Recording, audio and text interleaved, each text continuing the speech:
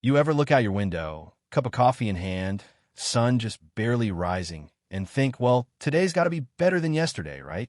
Yeah, that was me, until I realized my neighborhood isn't the paradise they show in real estate brochures.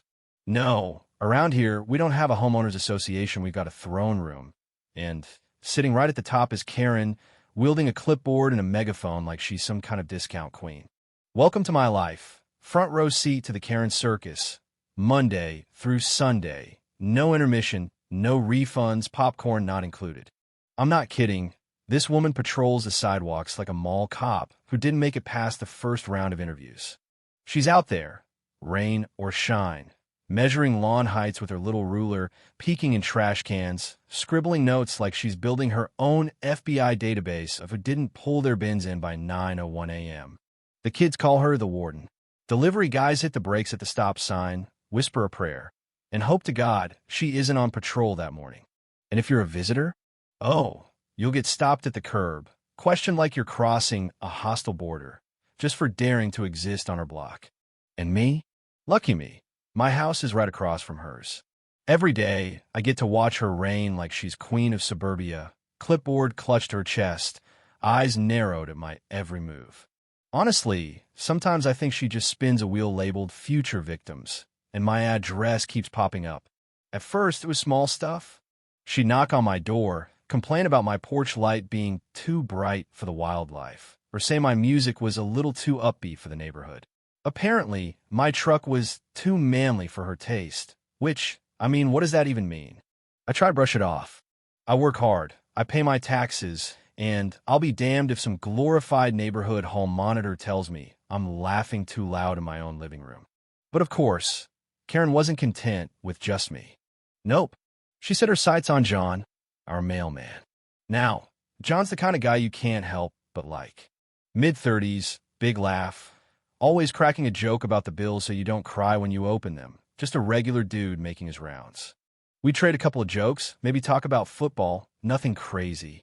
Well, apparently, that was suspicious to Karen. One afternoon, she comes marching across the street.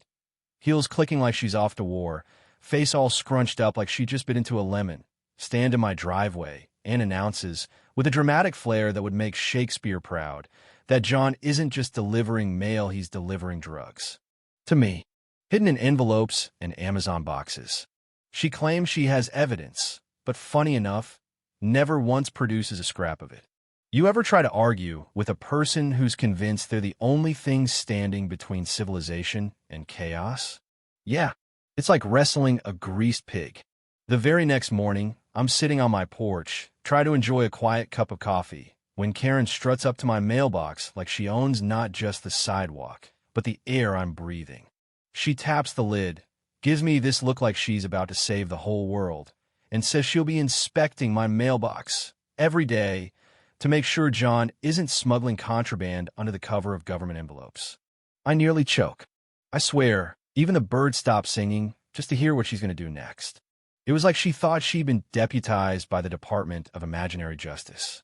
Whenever John came by, if he didn't stop to chat, maybe because he was in a hurry, Karen would watch from behind her curtains. If we did talk, she'd be scribbling notes on her clipboard like she was about to break a case wide open. And every time I checked my mail, something fell off. Torn seals, smudged envelopes. A package I've been waiting on showed up with a corner ripped open. Suddenly, little things started disappearing. Gift cards, a family photo, even a cheap flashlight I'd ordered.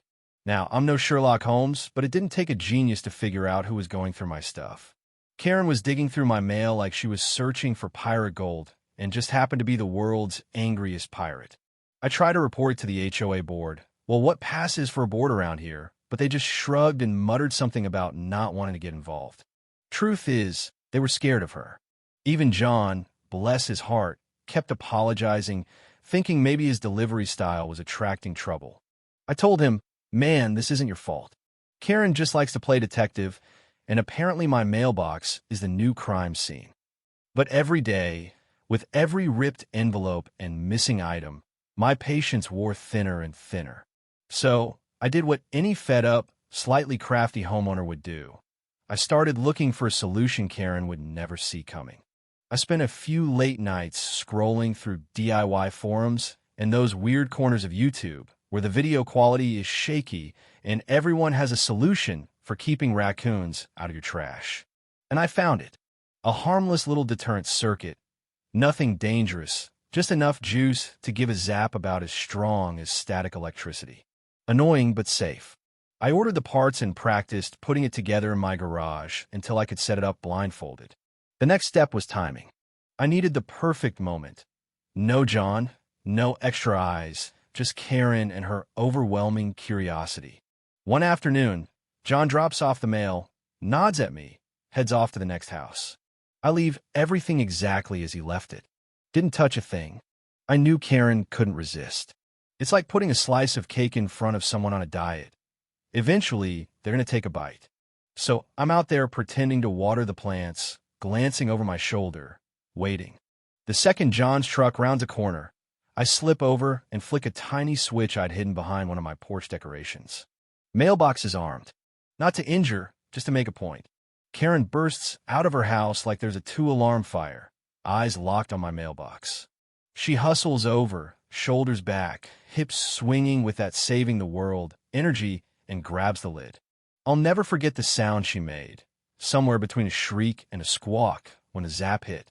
She jumped back, grabbed the box again, and, bless her heart, got zapped a second time trying to steady herself. Her hair frizzed out, glasses went crooked, and for a moment, she looked like she was wrestling an invisible raccoon. I laughed so hard, I nearly fell over. But Karen? Oh, she doesn't quit. 2 days later, she reappears in full dramatic fashion. Neck brace twisted the wrong way, arm in a sling that didn't even match the leg she was limping on, clutching a stack of papers thicker than a phone book. She shoves them in my chest and, in her best courtroom voice, announces she's suing me for attempted electrocution with malicious intent. She claims I built a deadly trap just for her. She says she's got proof, but mostly she's got props. Now, I've learned not to take the bait. I keep calm, tell her I'll let the authorities sort it out, and watch as she storms off, muttering about justice. But here's the thing. Because the incident involved a mailbox, her complaint gets bumped up to the feds. That's right. A USPS postal inspector shows up a week later. Calm, collected, the kind of guy who's seen it all and isn't impressed by suburban drama. He sits me down, asks for my side, and I hand over everything. Photos of my ripped mail, a little security cam footage of Karen poking around my box, a log of every missing item. The inspector's eyes narrow. I can tell he knows exactly what's been going on. When he talks to Karen, she tries to stick to her story, but, well, her own lawsuit is what does her in. She admits, on record, that she opened my mailbox repeatedly to check for suspicious packages. Boom. That's mail tampering. That's a federal crime, plain and simple. In court, the whole thing unravels faster than a cheap sweater. The judge doesn't need more than 15 minutes to throw her lawsuit out. Instead, it's Karen who ends up charged. Federal mail tampering, 12 months in custody, nearly 10 grand in restitution. The neighbors watch as she's escorted away, not one of them saying a word. For the first time in years, the street feels quiet. Peaceful. Light somehow. Funny, isn't it? Karen tried to destroy me, but ended up destroying herself instead. I just wanted my mail left alone, maybe a little peace and quiet. Instead, I got the whole neighborhood back. So here's the real question. Do you think she got what she deserved? Or was I just as bad for setting the trap? I want to hear what you think. Drop your comments below, share your own stories about neighborhood tyrants, and don't forget to sound off about where you're tuning in from. Justice, karma, revenge. Where do you draw the line? I'll be right here, sipping my coffee, finally in peace.